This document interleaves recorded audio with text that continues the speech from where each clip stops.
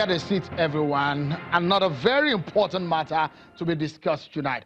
Well, it's 21 days since President Buhari was sworn in. He took the oath of office. He did not make a speech, but on June 12th, he made promises. So security is perhaps top on the agenda for President Buhari. Some of the issues he needs to tackle so much, and what he promised to fix, and himself and his party, they made several promises. He said he wants to consolidate on what he did in the first term. He's been assessed and he's been graded by different people at different times on how he performed in the first term. But now we're looking ahead of the second term, which he started 21 days ago. But with the cabinet not yet formed, where does that leave everything? His team is not formed. Those he's going to work closely with, we do not know just yet. He was highly criticized for not forming his cabinet 6 months into assuming office in the first term. Is he going to spend another few months before then? Let's get talking, everyone. We'll focus on the cabinet formation and issues of security in Nigeria. My panel tonight, I have Mr. Cletus Urban. We always have him in our Abuja studio, but he's here with us in our Lagos studio. It's a pleasure having you tonight. He's a former lawmaker and chieftain of the APC. Thank you so much for coming on. And one man who had worked with President Muhammadu Buhari when he was retired general in the CPC political party at the time is Mr. Odumakin. He's the spokesperson of Panelists. Thank you so much, Mr. Odumakin, for coming on tonight. Let's get the conversation started, everyone. Mr. Odumakin, let me start with you. We've heard your voice and you've spoken for Panelists about the issues of security and how it can be well tackled. We've seen what has happened. I know you've been on this program and you have advocated that the security chiefs needs to be changed. Things have to be done in that area. But for what we have on our hands, as the dynamics change, will the president not form a cabinet as it affected the scheme of things in any way? Well, I think that what is going on could be excused. It is why a totally new government elected. But for a government that's returning, 21 days and no announcements yet is worrisome.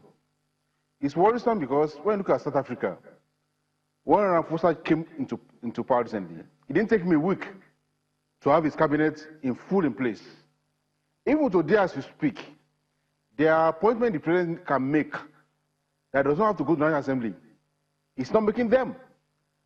It was this morning seen front pages of newspapers. The APC governors came to meet the president.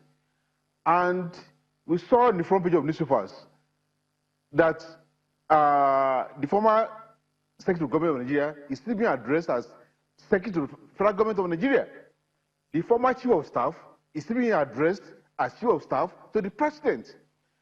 Garba Shehu continues to issue statements. This does not tell the President anything, just a statement. The President has reappointed these people, but we never have such a thing. So if the appointment that no requires to go to Senate are not being made, and old people continue to function in a way that's also legal, because even the President himself did not rely on the oath he took in 2015. He had to take a new oath.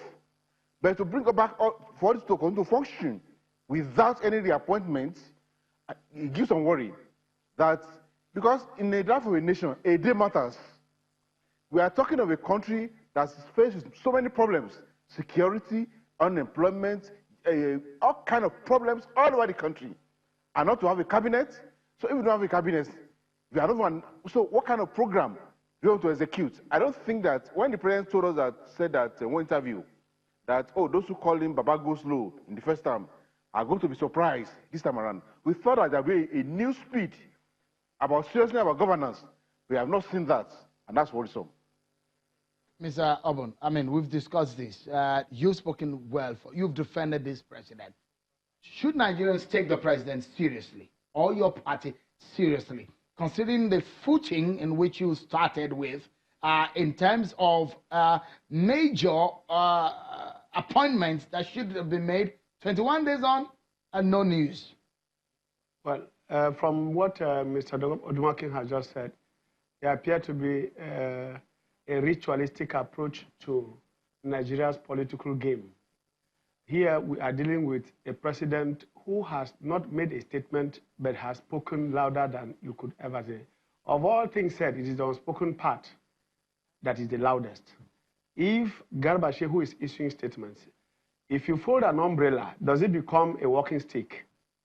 If there is no pronouncement about who the chief of staff is, who the secretary of government is, and these people are functioning there, you remember in the organization of the June 12, it was the SGF that functioned there as chairman of that committee.